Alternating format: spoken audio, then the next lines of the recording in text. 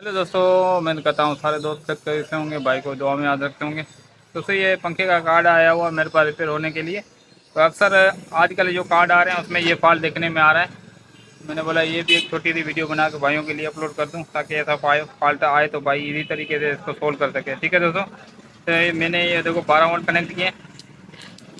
ठीक है, ये पंखा कनेक्ट पड़ा हुआ है। ठीक है, पंखे में मैंने तार लगाई हुई है। ठीक है, ठीक है दोस्तों, तो देखो मैंने जैसे 12 वोल्ट की पिन कनेक्ट की।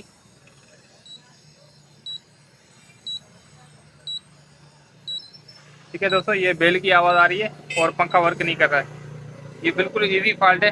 तो इसको अपन पंखे की जो 3 तार वाली क्लिप लगा पड़ा है इसको ओपन कर देंगे।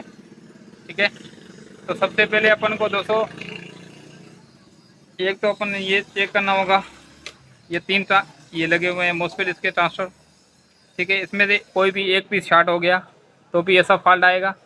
ठीक है, अगर फिर भी चेक करते हैं भाई ये तीनों में से तीनों सही है, कोई भी फॉल्ट नहीं है, और ये देखो इसमें कालापन आया पड़ा है कार्बन में क्लिप में। ठीक है, तो ये टांके वगैरह लूज़ हो जाते हैं फिर भी ये सब फॉल्ट आता है। पर इसमें टांके भी सही हैं और क्लिप भी कार्बन आया हुआ था, मैंने थोड़ा साफ़ कर दिया फिर भी वर्क नहीं कर रहा।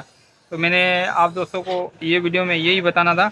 देखो मैंने अपन बीच मीटर को पकड़ना है, ये वाली तार है ना, ये बीच वाली इसकी ये वाली।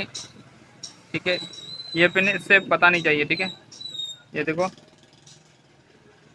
कम बता रही है, ये फुल शॉर्ट होनी चाहिए इससे। ये बिल्कुल एक तार है इसके शॉर्ट फुल, तो ये काम नहीं कर रही है। ये दूसरी चेक करेंगे अपन, ये बता रही है। ठीक है, ये तीसरी चेक करेंगे अपन, ये भी बता रही है।